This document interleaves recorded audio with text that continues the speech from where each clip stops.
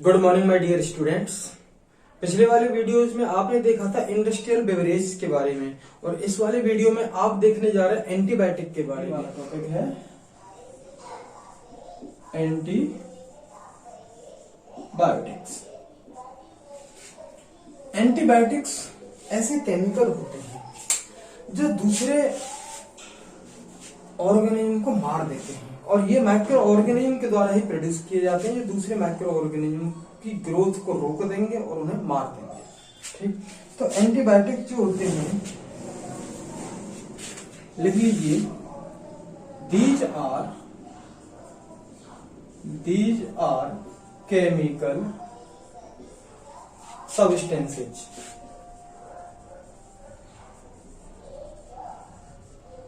These are chemical substances which produce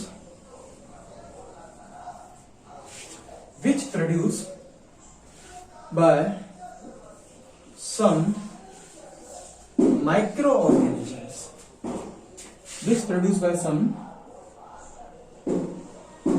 microorganisms.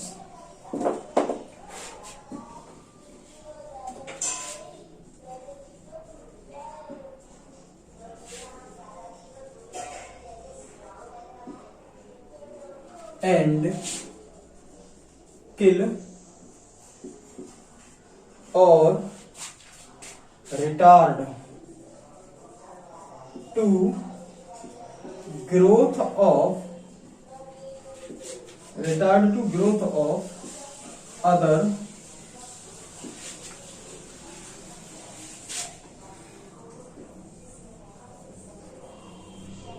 disease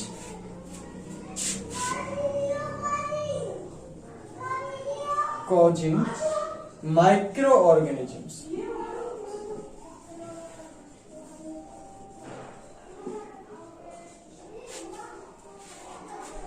ऐसे chemical substances, ये जो होते हैं एंटीबायोटिक्स, ऐसे केमिकल सब्सटेंसेज होते हैं जो कुछ माइक्रो ऑर्गेनिज्म के द्वारा प्रोड्यूस किए जाते हैं और ये दूसरे माइक्रो ऑर्गेनिज्म, कौन से माइक्रो ऑर्गेनिज्म, जो बीमारी फैलाते हैं, बीमारी पैदा करते हैं, ऐसे माइक्रो ऑर्गेनिज्म को या तो मार देते हैं या उनकी ग्रोथ को वहीं पर रोक देते हैं। ठीक है, तो इस तरह के केमिकल सब्सटेंसेज को हम क्या कहते हैं? एंटीबायोटिक्स कहते हैं। अब एंटीबायोटिक्स जो होती है वो कहते हैं ना कि काम तो कर रहे थे दूसरा और कर गए दूसरा, फोकस था किसी और पे और हो गया कोई और काम। तो एंटीबायोटिक की खोज भी अलेक्जेंडर फ्लेमिंग के द्वारा ऐसे ही कारनामे से हुई है। तो सबसे पहले जो एंटीबायोटिक थी वो है पेनिसिलिन। अलेक्जेंडर फ्लेमिंग ने इसकी डिस्कवर की थी।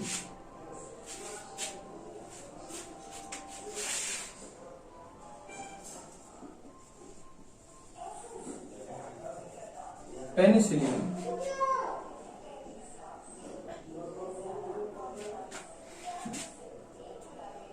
First antibiotic, penicillin first antibiotic which discovered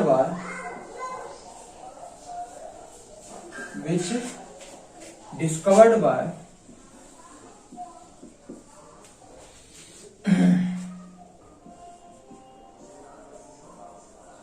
Alexander Fleming। Penicillin एक ऐसी पहली एंटीबायोटिक थी जो किसके द्वारा डिस्कवर की गई? अलेक्जेंडर फ्लेमिंग के द्वारा डिस्कवर की गई थी। इसने क्या किया?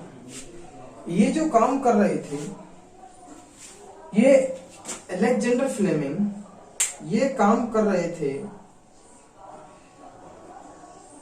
से एक बैक्टीरिया था स्टेलोफोरा स्टेफाइलोकोकस बैक्टीरिया था, उस पर ये काम कर रहे थे और इन्होंने देखा कि वहां पर एक फंगस लगा हुआ था। चलो मैं यहाँ पे ऐसे समझा देता हूं। यहां पर पेनिसिलियम नोटेटम फंगस पड़ा है और स्टेफाइलोकोकस बैक्टीरिया यहां पर ग्रोथ कर रहा है, यहां पर ग्रोथ कर रहा है, लेकिन इसके चारों ओर ग्रोथ नहीं कर रहा। कौन? Staphylococcus bacteria. और ये कौन? ये फंगस है, ये फंगस है और ये है आपका बैक्टीरिया, स्टेफाइलोकोकस बैक्टीरिया। फंगस है पेनिसिलियम नोटेटम।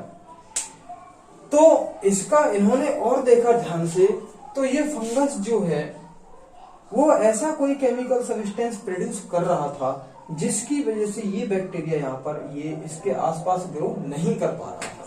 तो इसका मतलब इसने कोई ऐसा सब्सटेंस रिलीज किया जिस सब्सटेंस ने इसकी ग्रोथ को या तो रोक दिया या फिर यहाँ पर ये जैसे ही पास आता था मुक्ति दिला देता था, बोले तो मार देता था, किल कर देता था। तो इसने कहा भाई ये तो बड़ी गजब की चीज है। तो इसका यूज इसने ऐसा माना कि ये कोई chemical substance, harmful substance release कर रहा है जिसकी वजह से बैक्टीरिया का ग्रो नहीं कर पा रहा। ये इसका एक्सपेरिमेंट था। किसका एक्सपेरिमेंट था? अलेक्जेंडर फ्लेमिंग का एक्सपेरिमेंट था। और इस तरह हमारी पेनिसिलिन पहली एंटीबायोटिक डिस्कवर हुई थी। ठीक, तो एंटीबायोटिक ऐसे केमिकल सब्सटेंस जो दूसरे डिसीज कॉजिंग माइक्रो ऑर्गेनिज्म की ग्रोथ को रोक देते हैं या उन्हें ग्रोथ नहीं करने देते। तो अब देखिए ये कहानी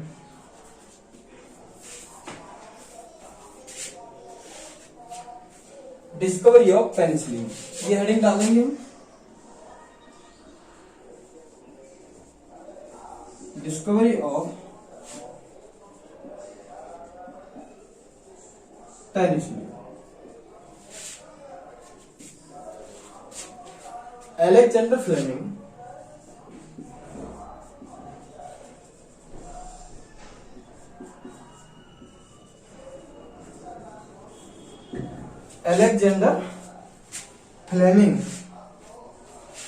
worked on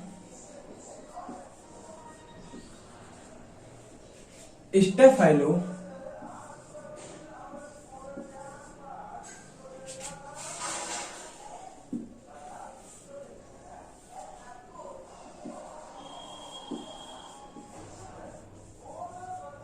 Staphylococcus bacteria.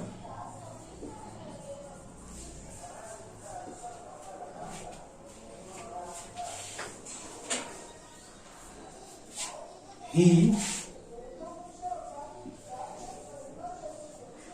observed that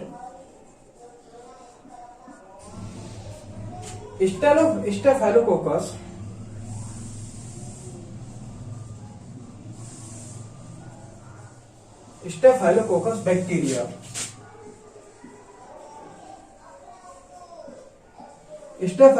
bacteria did not grow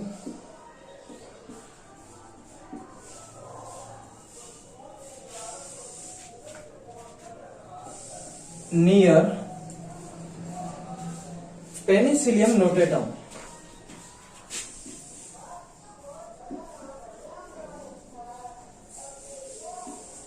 Penicillium notatum fungus. It means this fungus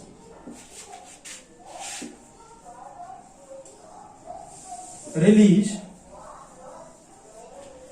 harmful chemical substance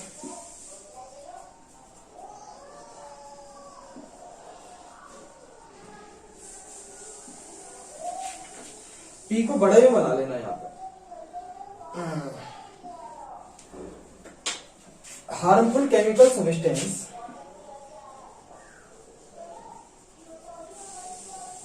which which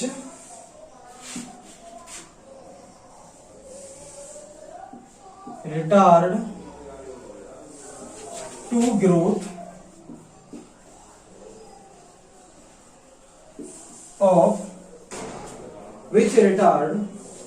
to growth of Staphylococcus bacteria.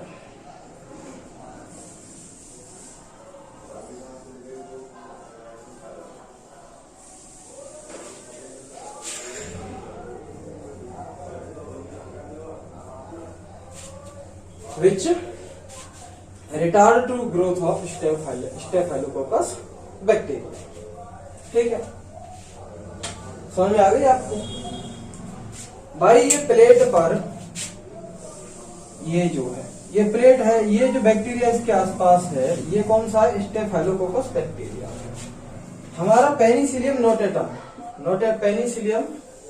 Notatum ये वाला फंगस यहां पर है। तो ये बैक्टीरिया इसके आसपास ग्रोथ नहीं, बहुत दूर दूर ग्रोथ कर रहा था, इसके पास में उसके ऊपर ग्रोथ नहीं कर रहा था, क्योंकि ये जो पेनिसिलियम नोटेटम है ये एक ऐसा केमिकल सब्सटेंस रिलीज कर रहा है जो स्टेफाइलोकोकस बैक्टीरिया की ग्रोथ को रोक रहा है। समझ में आ गया?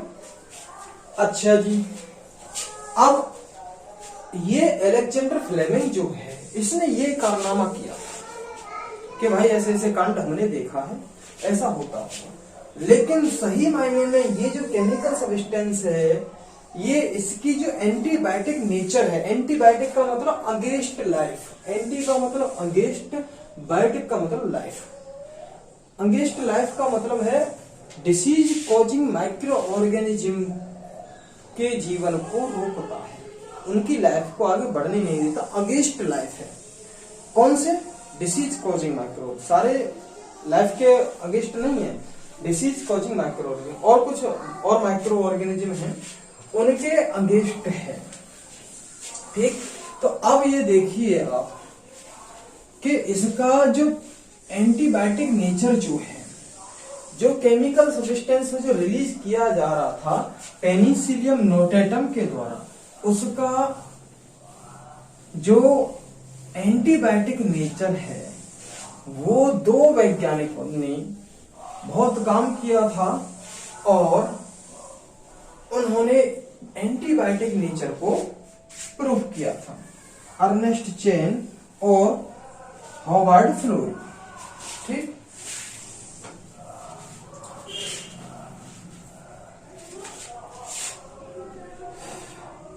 तो कौन सा केमिकल सब्सटेंस था जो पेनिसिलियम नोटेटम के द्वारा रिलीज किया जा रहा था, जिसका नाम क्या था? पेनिसिलिन। पेनिसिलिन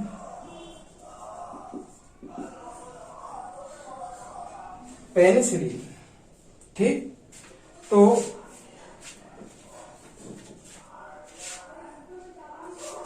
हम यहां पे लिख सकते हैं function of penicillin is antibiotic. Function of penicillin is antibiotic was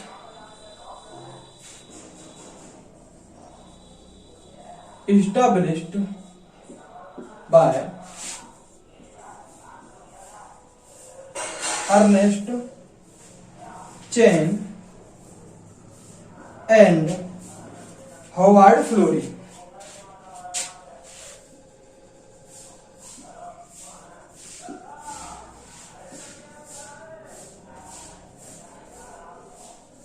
Ernest Chain and Howard Florey, इन्होंने इसके एंटीबायोटिक फंक्शन को बताया था कि भाई ये हॉवर्ड फ्लोरी और अर्नेस्ट चेन जो हैं, इन्होंने बताया था कि एंटीबायोटिक नेचर है पेनिसिलिन का, यानी कि दूसरे डिसीज कोजिंग माइक्रो ऑर्गेनिज्म को भी नहीं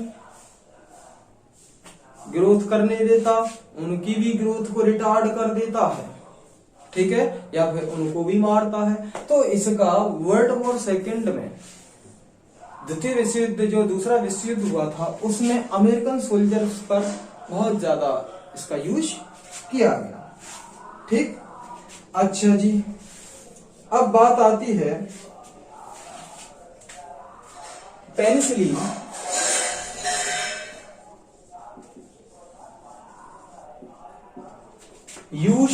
was used to treat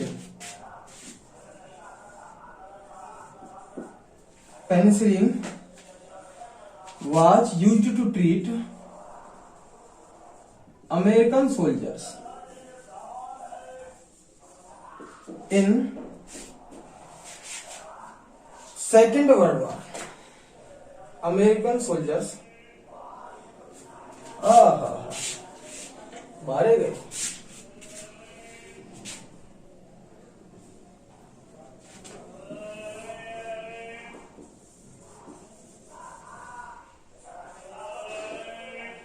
American soldiers, SOLDIERS, ये ई है।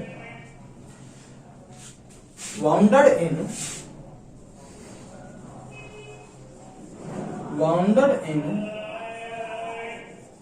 Second world war.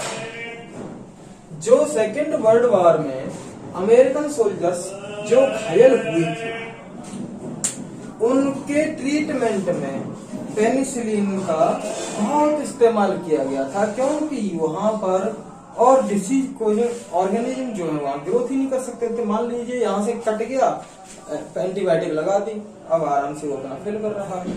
ठीक है, तो अब हमने क्या किया भाई, इन्होंने बहुत अच्छा काम किया, किसने, अर्नेस्ट चैन और हमारा होवर्ड फ्लोरी जो था, इनके काम को देखते हुए फिर हमने इनको नोबेल प्राइज दिलवा दिया। कहे तो भाई नोबेल प्राइज आप ले लो।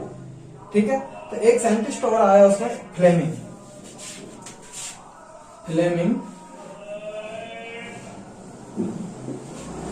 चैन एंड फ्लोरी। फ्लेमिंग ने भी इस पर काम किया था, तो ये were awarded with Nobel prize.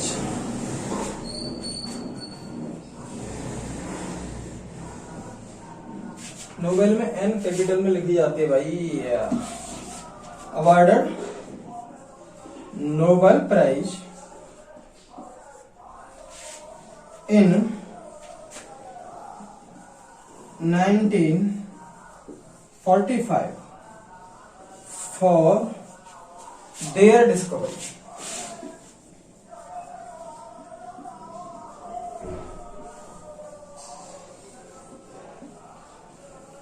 अब आपने देखा होगा कि फ्लेमिंग ने अपना अलग काम किया था, बाकी चैन और फ्लोरी ने एक साथ काम किया था।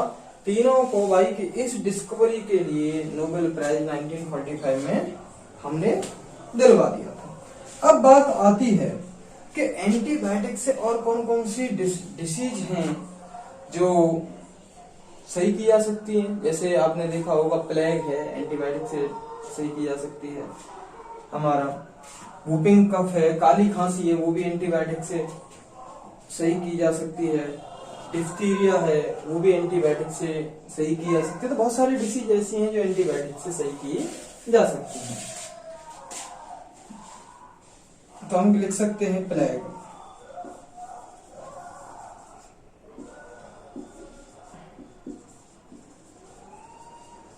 डिफ्थीरिया,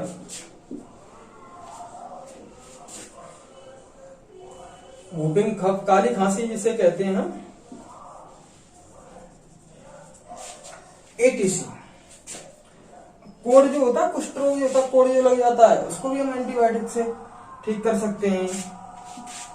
इसको चलो लिख लो, leprosy, ETC disease can cured by antibiotics।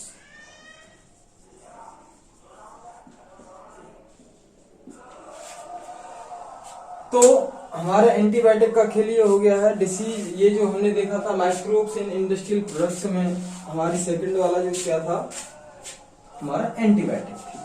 ठीक है, तो ये आपकी कहानी है। तो माइक्रोब्स इन इंडस्ट्रियल प्रोडक्ट्स ये चल रहा है, तो मिलते हैं आपको नेक्स्ट वीडियो में। Thank you very much for watching this video. Thank you.